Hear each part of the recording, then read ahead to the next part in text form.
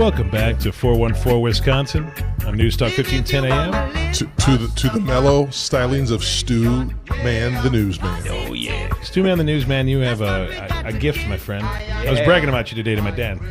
Thanks. Talking about Miles Blues Breakers. Yeah. Get him really proud and stuff like that. But I want to bring a wonderful guest today on 414 Wisconsin on News Talk 1510 AM WRRD. We were talking about what are we going to do about the future of this country and things like that. But if the future of this country is anything like Katie Eater, who's our new guest here, we're going to be doing pretty well here. Katie, welcome to 414 Wisconsin. Thank you for joining us. Thank you so much for having me. Absolutely. I want to put you on a mountaintop and let you shout out about your message here. Now, you are the founder of Kids Tales. Yes. Okay. Now, what is Kids Tales and what does it do? So Kids Tales is a nonprofit that empowers kids to find their voice through creative writing. So we send high school volunteers into schools and summer camps to teach kids to write short stories, and then those stories are put into books and published. Okay. So you create an anthology every time there's a group of kids together. They write their own stories and things like that, mm-hmm. right? So how long does this program go for each session? So every workshop is about a week long. Okay.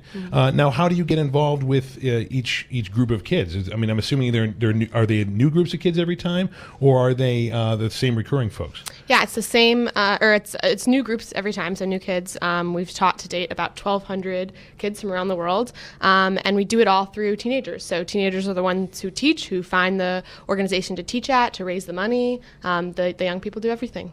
So awesome. You are empowering more than just the folks who are learning, but also the people who are helping to teach these kids. That's fantastic. Tell us a little bit about the origins and your initial idea of the program. What sort of prompted you to put this together?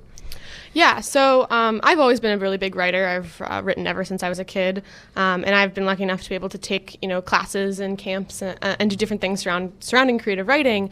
And when I was in middle school, I began to realize that a lot of my friends and my peers and the kids in my classes really didn't like writing because in school we're writing essays and book reports, and we never really have the option to write what we want to write about.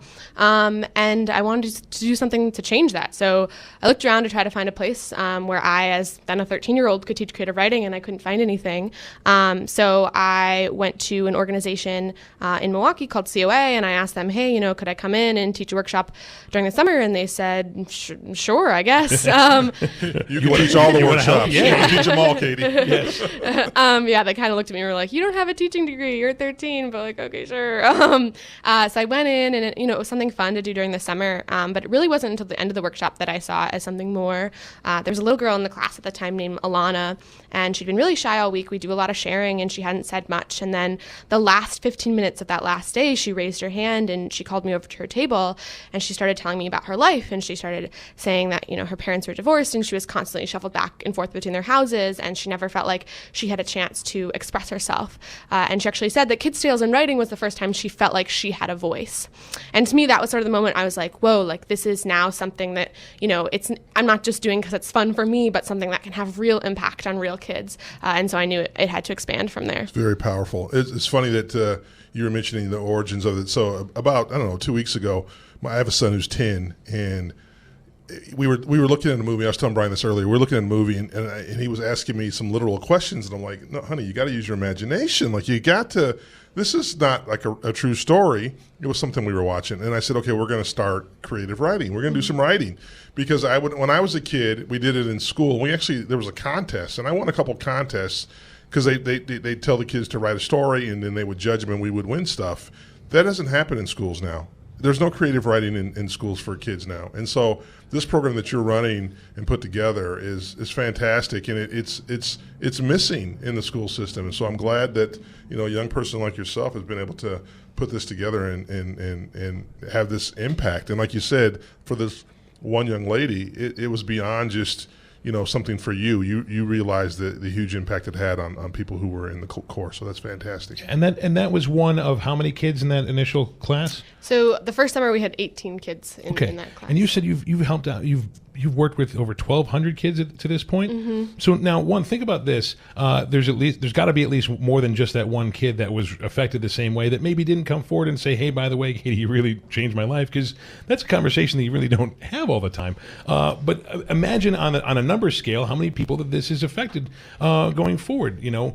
Giving people a voice, a way to express themselves, and it helps the people that are helping each other. Myself, I was one of my periods in my senior year. I tutored kids, and I realized that I was helping myself more than I was helping them because I realized that it really benefits to give back, and it seems to be benefiting you. You seem like a really fantastic and bright and happy young lady.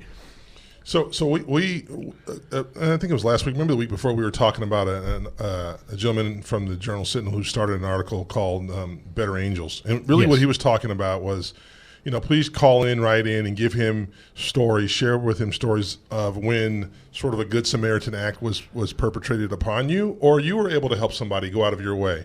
And so we see this in that regard is you being a person that's bestowing good acts upon other folks. And a former employer of mine, U.S. Cellular, agreed with that sentiment, and they were able to award you. Can you tell us about the award that you won from U.S. Cellular? Yeah, so U.S. Cellular has this program called Future for Good, and basically what they're trying to do is, highlight young people and young people making a difference, which I think is really amazing because there are not enough people who are asking young people what they think. So. Yeah, it's really amazing. That's fantastic. In my experience with U.S. Cellular, I worked there for 6 years.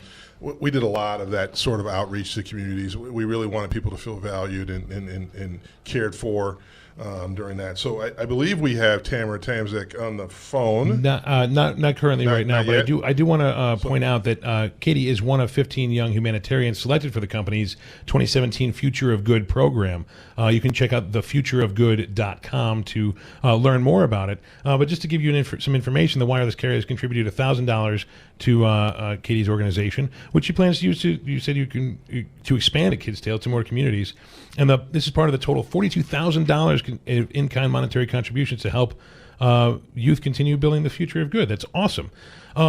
Now, with your program, I want to talk about the actual structure of this. So you get a bunch of kids in a room and you teach them creative writing. That's a nice thing that we talk about and we say, oh, that's really nice. Well, how do you actually do that? Like, what do you start with? Well, how do you start, and how does the process move? Yeah, so we call it change in a box. That's what we sort of have coined it at Kids Tale. So the idea is that any kid in any corner of the globe could take the materials and teach a Kids Tales workshop. So if a teacher is interested, if a high school kid wants to teach, we send them all the curriculum and all the supplies, and then they go out in their community and find an organization in need of a workshop like this. And so they'll go in and they'll organize it all, and they'll raise the money for the class, and then they'll go in and throughout the course of the workshop, they'll go through with the kids, they'll go through the process of brainstorming story ideas, writing the stories, doing things like character development and plot development and sensory detail games. And then at the end of the week, the stories, each kid edits their story, and so it's able to be put into the book and published after that. That's really, really cool. So now, are these books available for people to, let's see, purchase, and how can we purchase those books? Yeah, so all the books are available for purchase on Amazon, and you can check out our website, kidstales.org, and that has all the links to all the books. And then all the kids get a book too. So now you've done 1,200 kids. Mm-hmm. How many books is that? Yeah, so we've taught 1,200 kids in 12 U.S. cities and 8 countries. And I think it's about 60 anthologies is we're up to now.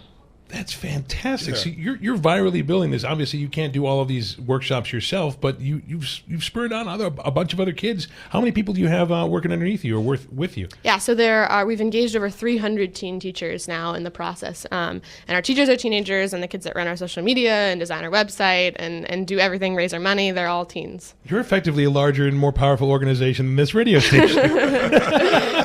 That's fantastic. That's congratulations. It's wonderful. If you ever want an internship, I'm sure we can work out something here as well.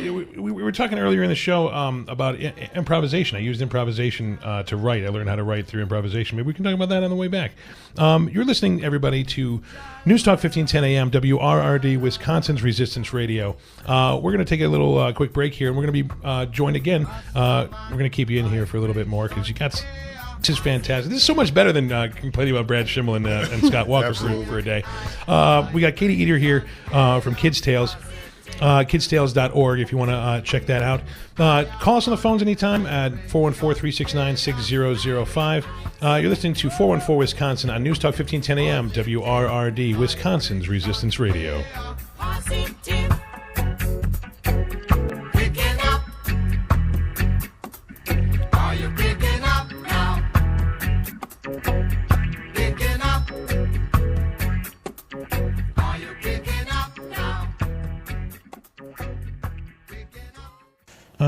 These are the words of Al Franken.